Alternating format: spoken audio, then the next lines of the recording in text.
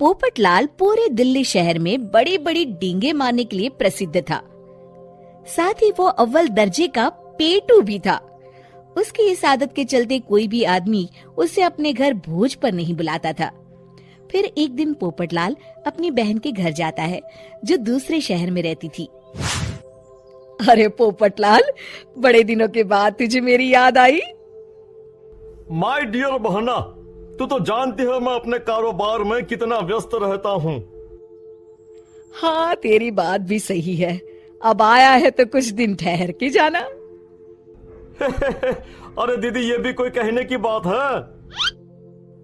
श्यामा देवी पोपटलाल को रहने के लिए एक कमरा दे देती है। अगली सुबह पोपटलाल जोर जोर से गरारे करना शुरू कर देता है। नकुल की पत्नी नींद से जाग जाती है और घबराकर अपने पति नकुल को जगाती है। अरे उठिए, लगता है हमारे घर में कोई जानवर घुस आया है। कैसी अजीब अजीब आवाजें निकाल रहा है, मुझे तो बड़ा डर लग रहा है। अरे कोई जानवर नहीं है भाग्यवान, पोपटलाल मामा जी हैं, अपना गला साफ कर रहे हैं। इतनी सुबह सुबह? अभी तो सिर्फ 4 बजे हैं। मामा जी इसी तरह से जल्दी उठ जाते हैं। अच्छा, ठीक है। नकुल की पत्नी जैसे ही सोने लगती है और जल्दी नाश्ता भी करते हैं। क्या मतलब? मुझे अभी उठ के उनके लिए चाय नाश्ता बनाना पड़ेगा? हाँ। अरे मर गई रे, अब मेरा क्या होगा? फिर थोड़ी देर के बाद नकुल की पत्नी मामा जी के लिए चाय नाश्ता बनाने में जुट जाती है। अरे भाई वाह, बड़ी अच्छी खुशबू आ रही है। बहू, जो भी बना रही हो फटाफट ले आओ, जोरों की भूख लगी है।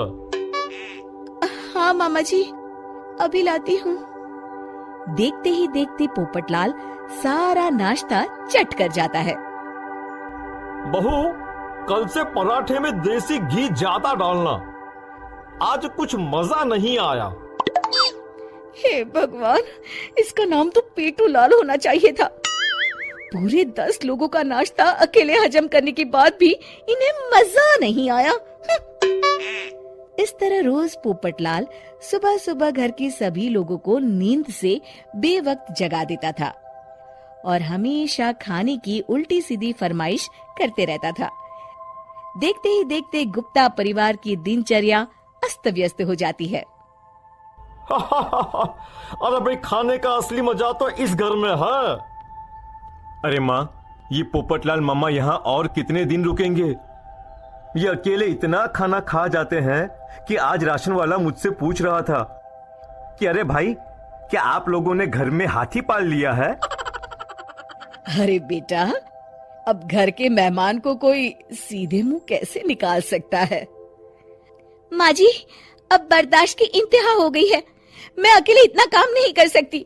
आखिर मैं भी इंसान हूँ। मैं कल ही अपने मायके चली जाऊंगी। अरे भाग्यवान, हम सबको मुसीबत में अकेला छोड़कर तुम कहाँ जा रही हो? जरा सब्र करो, मैं कुछ सोचता हूँ। अगले दिन एक डॉक्टर साहब उस घर में आते हैं। अरे नकुल बेटा, ये डॉक्टर यहाँ क्यों आया है? अरे मामा जी, माँ की तबीयत बहुत खराब है।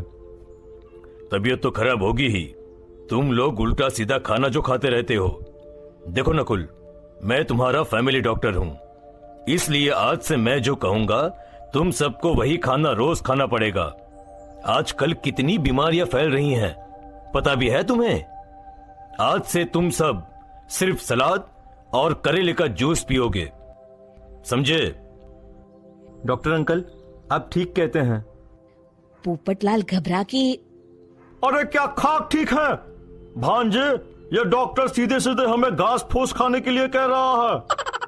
अरे मैं कहता हूँ भगा इस डॉक्टर के बच्चे को यहाँ से। अरे मामा जी, डॉक्टर साहब ठीक ही तो कह रहे हैं। इसी बहाने आपका इतना बड़ा पेट जो बाहर निकला हुआ है वो अंदर हो जाएगा। इस तरह गुप्ता परिवार रोज खाने में सिर्फ सलाद खाना शुरू कर देता है। बेचारे पोपटलाल का बुरा हाल हो जाता है। ये लीजिए मामा जी, ताजा ताजा करेले का जूस। अरे नहीं नहीं बहू, मैं मरने से पहले मरना नहीं चाहता। मुझे तुम लोग माफ करो। यह भेड़ बकरी वाली जिंदगी तुम लोगों को मुबारक हो। मैं तो चला यहाँ से। पोपटलाल अगले दिन ही घर छोड़कर चला जाता है। क्यों बेटा नकुल, मेरी अदाकारी कैसी थी? मजा आ गया डॉक्टर। आपने तो बॉलीवुड के कलाकारों को भी मात कर दिया। आपको तो ऑस्कर मिलना चाहिए। बेटा ये थोड़ा ज्यादा हो गया। दोस्तों, हमें उम्मीद है कि आपको हमारी ये कहानी पसंद आई होगी। कृपया हमारे चैनल को सब्सक्राइब करें और सभी अपडेट्स के लिए बेल आइकन जरूर दबाएं। और हाँ, वीडियो लाइक और शेयर करना मत भूलिएगा। Bye bye.